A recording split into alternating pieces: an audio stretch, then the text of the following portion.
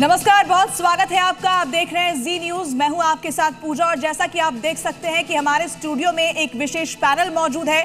यहां पर चाय की टपरी है जहां चाय बन रही है, साथ ही वो एलपीजी सिलेंडर भी है जिसे लेकर आप देख रहे हैं कि लोग लंबी कतारों में लगे हुए हैं। इसी पर हम चर्चा करने वाले हैं कि क्या भारत में वाकई इसकी किल्लत है या फिर जमाखोरों की वजह से इस तरह की परेशानी यहां शुरू हुई है।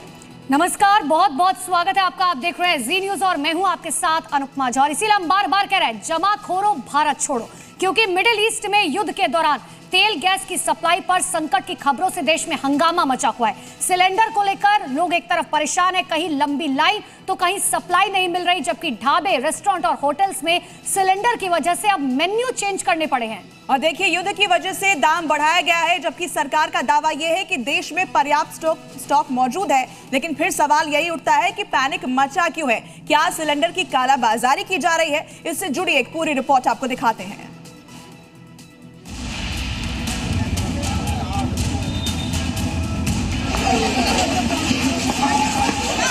एलपीजी की कमी नहीं, फिर क्यों बेचैनी?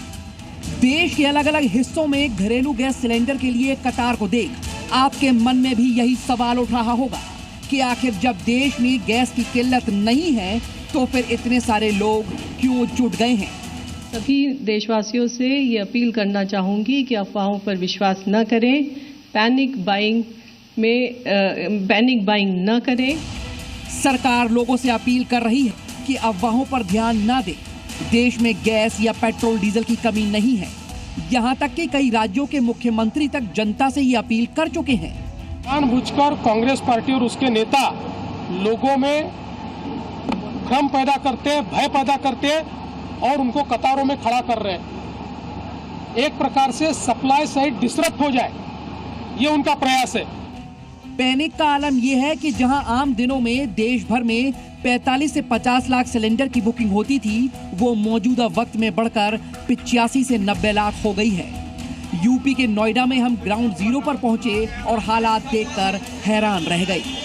गैस सिलेंडर को लेकर के हाहाकार मचा हुआ है, लेकिन उसके बेवजह इस्तेमाल भी किया जा रहा है। जहां पर कमर्शियल गैस सिलेंडर यूज़ करना चाहिए, वहीं पर जो डोमेस्टिक गैस सिलेंडर है उनको इस्तेमाल किया जा रहा है। और मैं नोएडा के सेक्टर 27 मार्केट में ही आया हूं मैं, और आपको दिखाऊं मैं कि कई एक जगह पे आपको दिखाएं तो होटल्स में भी जो सिलेंडर्स हैं उनकी जगह आपको दिखाएं तो गैस सिलेंडर कमर्शियल की जगह यहाँ पर डोमेस्टिक गैस सिलेंडर्स यहाँ पर यूज़ किए जा रहे हैं। सवाल है कि अगर लोगों की जरूरत नहीं बढ़ी तो फिर इतनी डिमांड कैसे बढ़ गई? इसका सीधा सा जवाब है जमाखोरी और कालाबाजारी। लेकिन लोगों को अब ये मालूम नहीं कि जमाखोरों के अब जेल जाने की बारी है। तमाम सवालों के जवाब जानेंगे हमारी फायर ब्रांड डिबेट में। आप बने रहिए जी न्यूज के साथ। तो जी न्यूज पर ये सबसे बड़ी फायर ब्रांड डिबेट लगातार जारी है, जिसमें हम ये जानेंगे कि आखिर ये जमाखोरी जो की जा रही, कालाबाजारी जो की जा रही, सरकार ने अपना रुख बहुत स्पष्ट कर दिया है। हमारे पास पर्याप्त स्टॉक है। एक बड़ा पैनल हमारे साथ मौजूद है। सबसे पहले आपका इंट्रोडक्शन करा देते हैं। देखिए, आशुतोष कर्नाटक मेरे साथ मौजूद है, former chairman MD GAIL India Limited के। इसके अलावा colonel retired Mayank Chaubey sir defence expert के तौर पर मेरे साथ मौजूद है। Navy captain retired Shyam Kumar sir मेरे साथ मौजूद है, डिफेंस एक्सपर्ट। मुकेश केजरीवाल वरिष्ठ पत्रकार है और Akush Srivastava sir editor Navodaya Times से मेरे साथ जुड़े हुए हैं। बहुत बहुत स्वागत है आप सभी का। आशुतोष कर्नाटक जी, आपने इस इंडस्ट्री में बहुत साल दिए हैं, बहुत साल काम किए हैं, लेकिन ये जो तस्वीर हम अपने दर्शकों को दिखा रहे हैं, आप जरा बताइए, आपको लगता है कि भारत में कहीं भी जो है किसी भी जगह पर गैस की, एलपीजी की या पेट्रोल की, डीजल की कमी हो सकती है? देखिए, कुल मिला के है कि are you part of the problem और are you part of the solution? पहले तो आप ये बताइए, अगर आप समस्या के साथ है तो ये है, समाधान के साथ है तो उसका आंसर ये है कि भारतवर्ष में करीब 33 मिलियन MMT LPG की आवश्यकता थी। उसका 62% बाहर से आता था और हम 11 बिलियन LPG यहाँ बनाते हैं।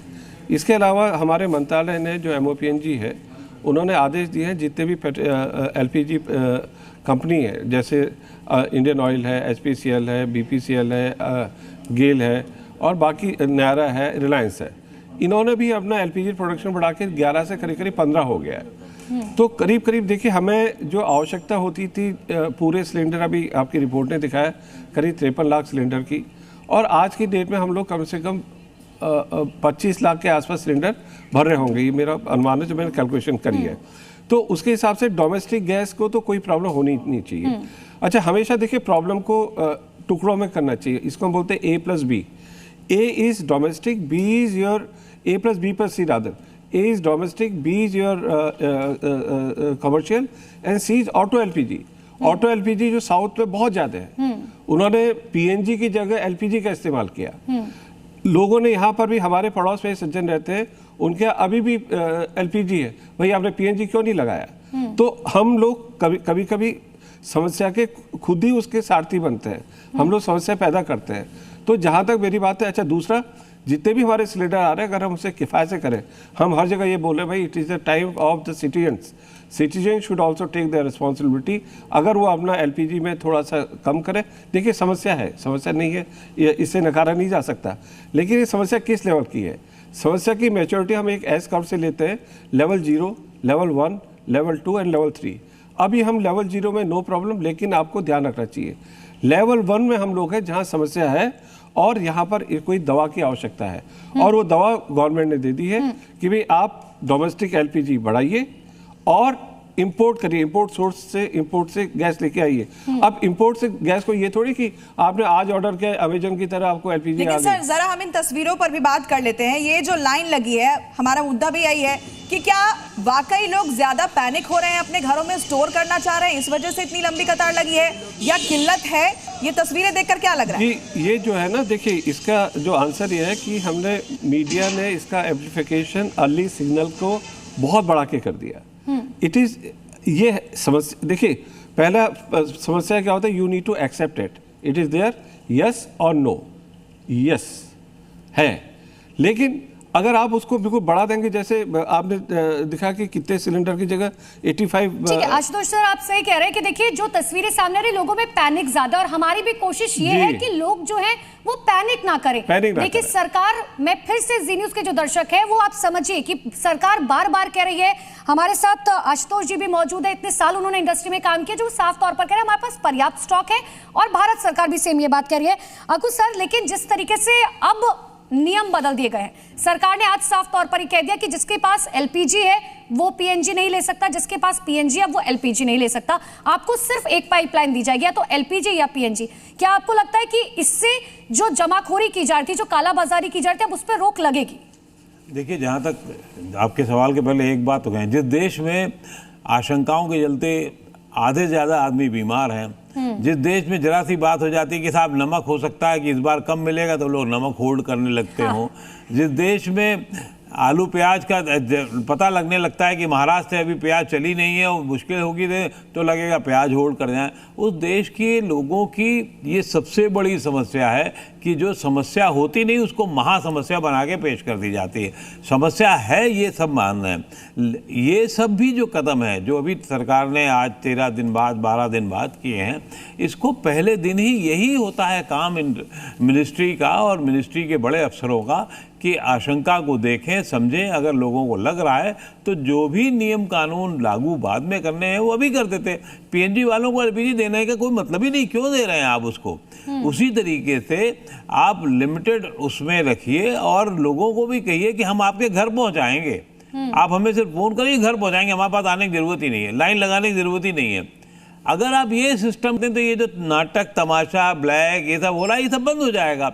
लेकिन मशीनरी हमारी ऐसी होनी चाहिए जो प्रोएक्टिव हो। हमें याद है कोरोना में हम लोगों ने बहुत सारे काम ऐसे किए जो 3 महीने बाद किए, अगर वो पहले दिन होते तो शायद उतनी बड़ी बात ही नहीं होती। मिनिस्टर का काम या ज्वाइंट सेक्रेटरी का काम ये नहीं है कि प्रेस कॉन्फ्रेंस करके सिर्फ ये बताए कि इतना गैस आ गई है, इतने दिन रहने वाली है। आप बात तो सही कह रहे हैं कि देखिए ये सरकार की जिम्मेदारी है पूरी तरीके से, पहले नियम लागू होने चाहिए थे। लेकिन मुकेश केजरीवाल जी, एक सबसे बड़ी समस्या यहाँ पर ये भी है ना कि देखिए शादी का सीजन शुरू हो चुका है और ऐसे बहुत सारे लोग हम देख रहे हैं सामने आ रहे हैं जिसमें लोग कहीं ना कहीं ये कोशिश कर रहे हैं कि ज्यादा से ज्यादा सिलेंडर जो है वो अपने घरों पर इकट्ठा हम कर लेते हैं। बात सही है आपकी, और जो पैनिक रिएक्शन हो रहा है उसकी वजह क्या है? दरअसल ये इतनी जरूरी चीज है, आप और चीजों के बिना रह सकते हैं कि, लेकिन क्या रसोई गैस के बिना रह सकते हैं? नहीं रह सकते हैं। और जब सरकार ने 2 चीजें एक साथ की, पहला ये कहा किसी तरह की कोई समस्या नहीं है, ये कहने की जरूरत नहीं थी। हमें ये कहना चाहिए था जब देश पे कोई संकट आता है, देशवासी जो प्याज की जमाखोरी के लिए तैयार होता है वो एक टाइम खा के गुजर करने को भी तैयार होता है, लेकिन आपको अपील करनी होती है कि अभी देश में एक अपील हुई थी देश में कि हमें कुछ दिक्कतें हो सकती है, आप एक टाइम खाइए, तो भी लोगों ने आगे बढ़ के सहयोग किया था। सरकार को करना यह चाहिए था। दो चीजें एक साथ हुई, एक तरफ सूत्रों के हवाले बार बार कहा गया किसी तरह की कोई कमी नहीं, कैसे नहीं होगी, गैस हम बना नहीं सकते ना, पेट्रोलियम प्रोडक्ट हमारे पास है नहीं ना, हमें तो वहीं से लाना पड़ेगा। एक जलडमरू मध्य है जहां पे हमारी वजह से नहीं है, हमने तो बहुत काम किया। सरकार ने उज्ज्वला योजना के तहत रसोई गैस को घर घर तक पहुंचाया, गांव तक पहुंचाया, एक बहुत अच्छी पहल हुई। जो गरीब महिलाएं धुएं में गुजर बसर करती थी उनको सिलेंडर दिया, लेकिन आपको यह नहीं कहना था कि समस्या नहीं है। सूत्रों द्वारा बार बार कहा गया कि कोई समस्या नहीं है, दूसरी तरफ ऐसे स्टेप्स उठाए गए जो लोगों में पैनिक क्रिएट करते हैं, और आप आलू प्याज से इसकी तुलना नहीं कर सकते हैं। लेकिन हमने ये तस्वीर भी तो देखी कि जहां पर हमने कई जगहों पर देखा है कि छापेमारी की गई है, वहां एक साथ स्टॉक जमा करके रखा गया था। ये तस्वीर भी तो सामने आई, लोग जिनके घर में पहले से सिलेंडर मौजूद है वो चाह रहे हैं कि हम 2-3 सिलेंडर और रख ले। अब लोगों को भी तो समझना पड़ेगा ना कि उनसे ज्यादा जरूरत इस वक्त किसी और को भी हो सकती है। बिल्कुल सही बात कही आपने, इससे तो कोई भी इनकार नहीं कर सकता। लेकिन वैसे लोग अगर 1% हैं, लेकिन हर आदमी अचानक से डिमांड कैसे बढ़ जाती है? अचानक से डिमांड जब इतनी बढ़ेगी, जो अक्कू सर कह रहे थे कि आपको घर पे ही बैठे डिलीवरी, वो तो पहले से सिस्टम है, लेकिन भारत में जो गैस बुकिंग का सिस्टम है वो इतना बड़ा सर्वर नहीं है। वही वाली बात है ना कि देखिए अफवाहों का बाजार गर्म है और इसीलिए डिमांड कहीं ना कहीं बढ़ गई है। लोगों की जरूरत नहीं है, लेकिन अफवाह ऐसी फैली कि जिसकी वजह से लोग लंबी लंबी कतारों में लगातार लग गए। मयंक चौबे सर मेरे साथ बने हुए हैं। मयंक चौबे सर, भारत के लिए कूटनीतिक तौर पर भी इसे एक बहुत बड़ी जीत के तौर पर देखा जाना चाहिए, क्योंकि बाकी देशों की मैं अगर बात करूं, हमने फ्रांस से तस्वीरें देखी, हमने दुबई से तस्वीरें देखी, हमारे पड़ोसी मुल्क पाकिस्तान की हम तस्वीरें देख रहे हैं जहां लोग हाहाकार मचा हुआ है गैस को लेकर। कल हमारे 2 जहाज स्ट्रेट ऑफ हॉर्मुज से पास करते हैं गैस लेकर। यह भारत के लिए कूटनीतिक तौर पर, डिप्लोमेटिक तौर पर एक बहुत बड़ी जीत है। अनुपमा जी, आपने बहुत बढ़िया बात छेड़ी है। इस समय मैं भारतवासियों को ये और आश्वस्त करता चलूं कि 2 जहाज जिनका आपने जिक्र किया है वो एलपीजी लेकर आ रहे हैं। तीसरा जहाज जिसका जिक्र कोई नहीं कर रहा है, जयप्रकाश, वो तेल लेकर आ रहा है। तो 2 नहीं, भारत के 3 जहाज उस क्षेत्र से बाहर निकल रहे हैं जहां पर हाहाकार मचा हुआ है। गैस की चिंता की अगर बात करते हैं तो भारत ने ऑलरेडी स्टेप्स ले लिए हैं कि गैस की कमी अगर कतर की तरफ से हो रही है तो हम अमेरिका और नॉर्वे से गैस लेने की बात कर रहे हैं। तो ऐसा नहीं है कि सरकार हाथ पे हाथ धर के बैठी है, सरकार अपने काम कर रही है। हमें एक सूझबूझ से एक समझदार नागरिक बनकर इस पर काम करना चाहिए। अक्कू जी बिल्कुल ठीक बात कह रहे थे, ये वो देश है जहां पर प्याज के ऊपर तक सरकार बदल जाती है। तो भारतवासियों को मेरा मानना यह है कि इस समय आराम से अपने घर पर बैठकर सोच समझकर इस युद्ध को होते हुए देखना चाहिए, क्योंकि भारत जो है एक अलग ही स्थिति पर मौजूद है। और मैं ये मानता हूं कि हमारे जितने अफसरान हैं, जितने पॉलिटिशियंस हैं, वो इस देश को इस युद्ध की भयावह स्थिति से भी निकालकर आगे लेकर जाएंगे। जैसे आपने जिक्र किया, पाकिस्तान में हाहाकार मचा हुआ है। भारत में इस समय हर भारतवासी को यह शुक्रिया अदा करना चाहिए कि वो भारत में पैदा हुआ, क्योंकि वो सेफ, सुरक्षित, महफूज और खुशहाल जिंदगी बीतेगा। तो देखिए, लगातार हमारी खास चर्चा जारी है और आप इस बात को समझिए कि किल्लत की बात नहीं है, पैनिक की वजह से ये जो लंबी कतारें आप देख रहे हैं। लेकिन इस बीच ये भी समझना जरूरी है कि एलपीजी की किल्लत की वजह से कहां-कहां पर दामों में बढ़ोतरी हुई है, ये हम आपको समझाते हैं। और यहाँ देखिए, चाय बन रही है, चाय की ये टपरी है, ये समझना जरूरी है क्योंकि चाय हम सबकी जिंदगी का एक अहम हिस्सा है। उसके दाम में भी इजाफा हो चुका है। भैया, कितने की चाय पहले बेचते थे? 10 रुपए की। 10 रुपए का 1 कप। अब जब एलपीजी नहीं मिल रहा तो कितने की हो गई है चाय? 15 से 20 रुपए की। 15 से 20 रुपए में। और बताइए कि सिलेंडर आप पहले कितने का लिया करते थे? 1100 रुपए। 1100 रुपए में आसानी से आपको सिलेंडर मिल जाता था? जी मैम। और अभी क्या हो रहा है, जब अभी खबर आई है कि लाइन लगना पड़ रहा है, कई घंटों तक लोग लाइन में लगे हैं, 2-2 किलोमीटर लंबी लाइन लगी है, तो आप लाइन में लगे क्या सिलेंडर के लिए? जी मैम। कितनी देर तक? 4 से 5 घंटे। 4 से 5 घंटे। और फिर कितने में मिला सिलेंडर आपको? 2 से 3 हज़ार रुपए। 2 से 3 हज़ार आपको देने पड़ रहे हैं, तो इसी वजह से आपने चाय वो भी मिल भी नहीं रहा है मैडम, बहुत मुश्किल से मिल रहा है। अच्छा जी। और आपके आसपास के लोग और क्या बता रहे हैं, उन्हें कितनी देर तक इंतजार करना पड़ रहा है? ये क्या ब्लैक मार्केटिंग हो रही है, कालाबाजारी हो रही है, उसकी वजह से आपको दिक्कत है? बिल्कुल मैम, दिक्कत हो रही है, बहुत दिक्कत हो रही है। तो आपकी तरह और भी जो चाय वाले हैं उन्हें भी इस तरह की परेशानी बिल्कुल हो रही होगी। देखिए, ये एक बहुत बड़ा मुद्दा है इस वक्त, और चाय भले यहाँ पर बन रही है, लेकिन 15 से 20 रुपए एक कप की कीमत हो चुकी है, जो पहले 10 रुपए में मिला करता था। और इसी वजह से लोग पैनिक में हैं, क्योंकि जैसा कि हमने आपको बताया कि कई जगहों पर कालाबाजारी की तस्वीरें सामने आई हैं। हमारे साथ श्याम कुमार सर भी लगातार बने हुए हैं। सर, इसी पर आगे मैं आपसे चर्चा करके ये जानना चाहूंगी कि भारत के सामने ये जो संकट है, हमने इससे पहले बात की कि किस तरीके से जो तेल और ऊर्जा का संकट है उस पर काबू पाने के लिए भारत ने एक डिप्लोमेटिक चैनल के थ्रू जो जहाज है हमारे वो आ रहे हैं। तो आने वाले दिनों में ये तस्वीर बदल सकती है, ये जो लाइन लग रही है लोगों की वो कम हो सकती है। धन्यवाद पूजा। जय हिंद, शानो वरुणा। पैनिक का प्रश्न आपने सैनिक से किया है, विश्वास में लेना हमारा काम है आपका, तो हम थोड़ी बातें करके हमारे जो जनता है आपके चैनल के थ्रू मैं विश्वास में लेना चाहूँगा। देखिए, कतार से हम गैस लेते थे 50% और वहाँ पे हॉर्मुज में प्रॉब्लम आई है, और तेल की कीमतों पे हमारे पास कोई ऑयल शॉक नहीं है, ये हम जानते हैं, इसलिए हम ऑयल के ऊपर अभी पूरी तरह से संतुलित हैं। एलपीजी की जो कॉन्ट्रैक्ट्स है वो पर एनम होती है, हालांकि ऑयल की कॉन्ट्रैक्ट्स जल्दी से हम कर सकते हैं।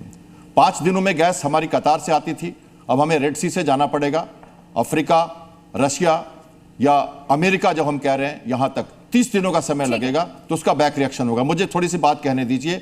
20 से 25 मेट्रिक टन पर एनम हमारा रिक्वायरमेंट है, 2.5 मेट्रिक टन पर एनम हमने अमेरिका से कॉन्ट्रैक्ट कर लिया है। 25% गैस की हमने खपत हमने बना दी है डोमेस्टिक। फिक्सर्स जो है हमारे, जहां पर हम तेल लेंगे अपने टैंकर से, उन पे इंफ्रास्ट्रक्चर फैसिलिटीज बढ़ाई जा रही है। Essential service and maintenance act लागू है। गृह सचिव ने सबको सचेत कर दिया है होर्डिंग के अगेंस्ट में। एडीजी ने थोड़ा ये चिट्ठी लिखी है। रूट भी समझाइएगा, जो हॉर्मुज स्ट्रेट से जहां से जहाज निकलते हैं वहां से भारत तक आने में कितना समय लग जाता है? हॉर्मुज से यहां आने में कतार से 5 दिन का समय लगता था और अब 30 दिन का समय लगेगा। अगर रेड सी में कुछ प्रॉब्लम होती की तो फिर हमें अफ्रीका के कोस्ट से जाना पड़ेगा, भाड़ा बढ़ेगा, इंश्योरेंस कवरेज बढ़ेंगे और गैस पे उसका इफेक्ट पड़ेगा। लेकिन सरकार अपनी नीति के तहत चल रही है और हमने कई देशों से अपना समझौता कर लिया है। जैसा मैंने बताया, अमेरिका से डायरेक्ट हम करीब 10% का एलपीजी हम ऑलरेडी कॉन्ट्रैक्ट में हैं। इसमें थोड़ा लॉजिस्टिक प्रॉब्लम्स ये है, थोड़ा सा डिले होता है, जेस्टेशन पीरियड कॉन्ट्रैक्ट का बड़ा होता है, इसलिए ये प्रॉब्लम एलपीजी पे आ रही है। लेकिन आपको मैं विश्वास दिलाऊं, हमारे वारशिप्स वहां खड़े हैं, हमारे शिप्स को एस्कॉर्ट किया जा रहा है।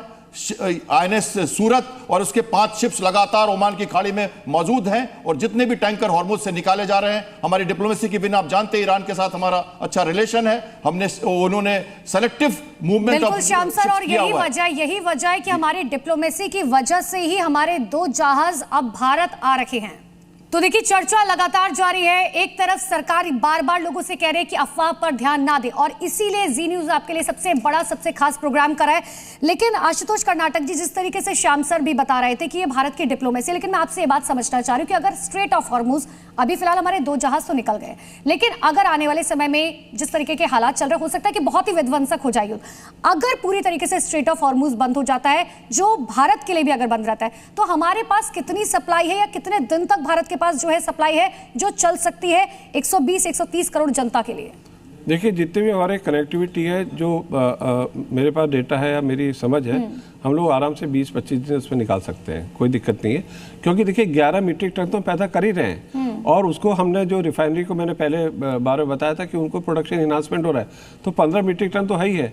और इससे करीब हम लोग 25 से 30 लाख सिलेंडर पर डे भर सकते हैं, जो अगर डोमेस्टिक में यूज होगा तो डोमेस्टिक विल बी ओके, कोई दिक्कत नहीं है।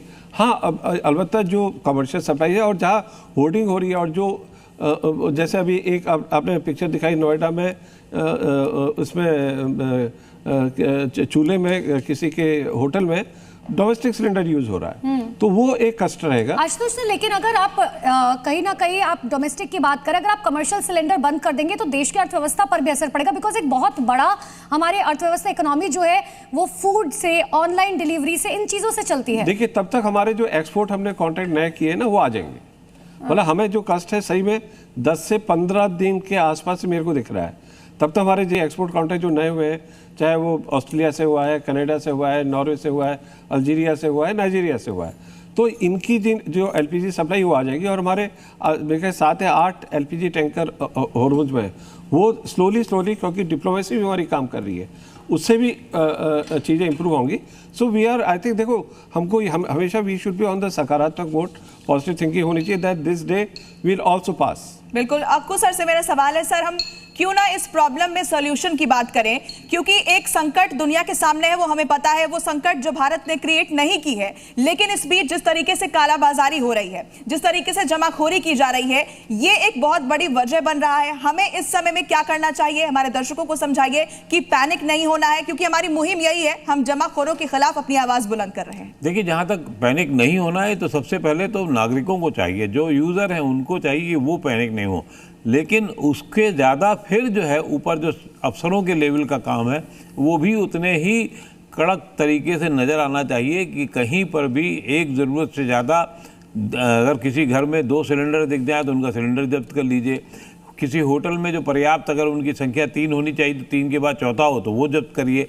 लेकिन यहाँ क्या होता है कि यहाँ अफसरों की वो खेप अपनी जेब गर्म करने में ज़्यादा पड़ जाती है और वो उस तरीके से काम नहीं करते जो उनको करना चाहिए। मशीनरी कमज़ोर है, लोग उसमें उतना एक्टिव होकर काम नहीं करते हैं, तो ये दिक्कतें हैं। लेकिन सबसे बड़ा काम हम सबको चाहिए, हमारे घर में, मैं मतलब इस उदाहरण का माफ़ी के साथ कह रहा हूँ, अगर कोई मौत हो जाती है तो 2 दिन तक चूल्हा नहीं जलता है।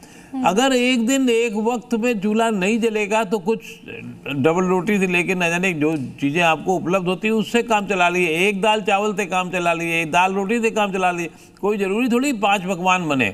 लेकिन हमें दिखाना भी है दुनिया को, नहीं हम बहुत बहुत बढ़िया है, और आप कुछ कटौती नहीं कर रहे। दुनिया मर रही है, दुनिया में आग लगी हुई है, आपको चाहिए नहीं पूरा 56 भोग पकवान चाहिए, क्यों चाहिए भाई? तो ये हम जब तक अपने ऊपर रिस्ट्रिक्शन नहीं लगाएंगे, वो जरूरी है हमारे ऊपर रिस्ट्रिक्शन लगाना। सर मैं एक बात जोड़ दूं पहले। हाँ, नेपाल से एक खबर में पढ़ रही थी जहां पर जो सिलेंडर है वो जो फुल सिलेंडर ना देकर हाफ सिलेंडर दिया जा रहा है ताकि ज्यादा से ज्यादा लोगों को कम से कम सिलेंडर मिल सके।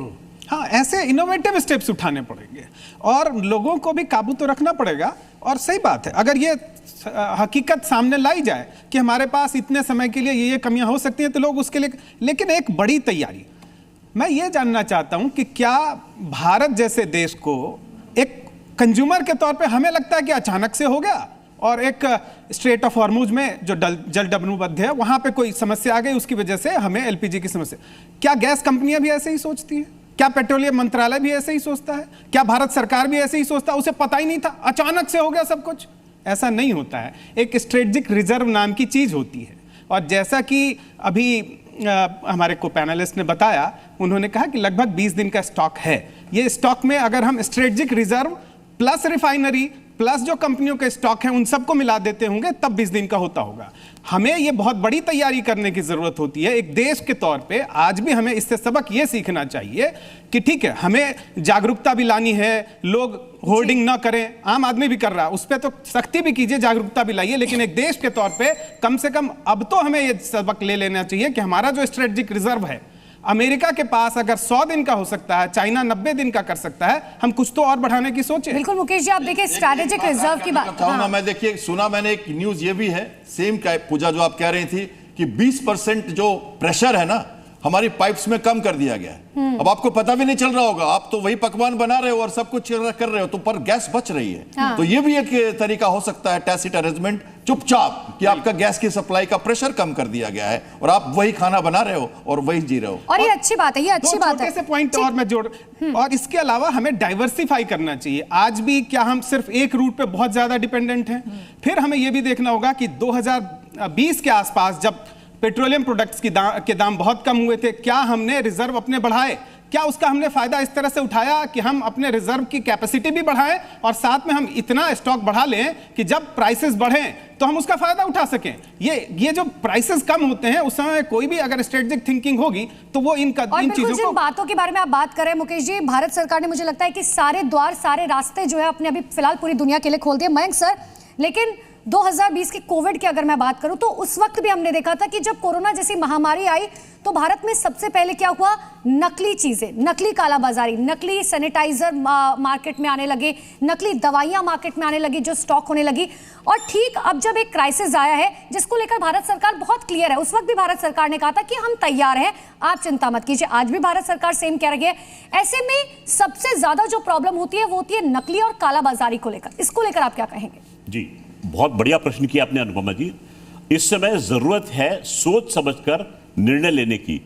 पैनिक बाइंग जो है वो हमारा एक तरीके से वीकनेस बन चुकी है। हमने कोविड में देखा, हल्ला ये भी मचा था, मुझे याद है कि कारगिल का युद्ध चल रहा है तो उस समय आटा चावल बचा कर रख लो कि वह युद्ध होने वाला। ऑपरेशन सिंदूर, जगह जगह से लोग एक दूसरे को बोल रहे हैं कि 2 महीने का आटा चावल बचा कर रख लो। भाई आप भारत में रह रहे हैं, आप पाकिस्तान में नहीं रह रहे हैं। इस देश में खाना पीना, दवाई, रसद सामग्री, किसी प्रकार की कमी आपको कभी नहीं होने दी जाएगी। कोविड के दौरान भी लोगों ने घबरा कर अपनी जान दी है, मैं ये बात मानता हूं कि बहुत लोग थे, डर गए, घबरा गए, हॉस्पिटल भागे, दवाइयां होल्ड करने की कोशिश की। आदमी अगर कम घबराएगा, ज्यादा स्वस्थ रहेगा, ज्यादा जीवित रहेगा, ये मान के चलिएगा। सबसे पहले आप आश्वस्त रहिए कि आप जिस देश में रह रहे हैं उस देश की सरकार आपके हित देखने के लिए कटिबद्ध है। जब तक आपके मन में यह विश्वास पैदा नहीं होगा, आप ऐसे ही पैनिक करते रहेंगे। नंबर 2, हर भारतवासी चाहता है कि मेरा देश जो है वो फर्स्ट वर्ल्ड इकोनॉमी बन जाए, परंतु क्या एज भारतवासी मैं फर्स्ट वर्ल्ड सिटीजन बनने का प्रयास कर रहा हूं? हमें अपनी गिरबान में झांक के देखना पड़ेगा कि क्या हम ऐसे फर्स्ट वर्ल्ड देश के हकदार भी हैं जिसकी परिकल्पना हम हर व्यक्ति से करते हैं। यह भी सोचने वाली बात है। बहुत अहम बात सर ने कही है। पॉइंट जोड़ दूं, जितनी बातें हमारे कर्नल साहब कर रहे हैं, आप देखिए हम वही लोग हैं। हम अपने आप को पहले जरा झांक ले, कहाँ हैं। कोरोना काल में हमने क्या किया? अरे बगल में मौत हो जाएगी, चलो सब सिलेंडर जमा कर लो। जो 1200 वाला सिलेंडर तब 20-20 हज़ार में बेचा गया और खरीदा गया, रख लेने के लिए कोई मतलब नहीं हुआ। उसी तरीके से ऑक्सीजन को लेकर के हुआ। ऑक्सीजन में प्लांट सब बंद कर दिए, फिर अचानक ये तय हुआ, कुछ अचानक क्या 20-25 दिन बाद के चलो ऑक्सीजन के प्लांट बनाया जाए। तो ये जो बातें हम लोग कह रहे हैं रिजर्व वाली, वो कितनी हम बढ़ा सकते हैं, कितनी हम अकल से काम लेकर के आगे बढ़ सकते हैं। बिल्कुल जब तक हम ये नहीं करेंगे तब तब तक हम अपना जिम्मेदारी बढ़ जाती है कि ऐसे समय में जब पूरा विश्व एक क्राइसिस से गुजर रहा है, हमारी भूमिका बढ़ जाती है। हमें समझना पड़ेगा कि हो सकता है अभी हमसे ज्यादा जरूरत किसी और को, और जो लोग जमाखोरी कर रहे हैं उन पर तो सरकार लगातार एक्शन ले रही है। अनुपमा, बिल्कुल। और देखिए 2020 में भी भारत सरकार ने कोरोना के वक्त कहा था कि हम आपके साथ खड़े हैं, कोई दिक्कत नहीं है। 6 साल बाद 2026 का वक्त है जब एक और आपातकाल आया, ठीक सिलेंडर का। उस वक्त ऑक्सीजन सिलेंडर की बात हो रही थी, आज घरेलू सिलेंडर की बात हो रही है, लेकिन फिर भी भारत सरकार कह रही है कि हमारे पास पर्याप्त स्टॉक है। आप सभी का बहुत बहुत शुक्रिया हमारे साथ इस महा डिबेट में जुड़ने के लिए। तो खबरों का सिलसिला लगातार जारी है, आप बने रहिए हमारे साथ, देखते रहिए जी न्यूज़।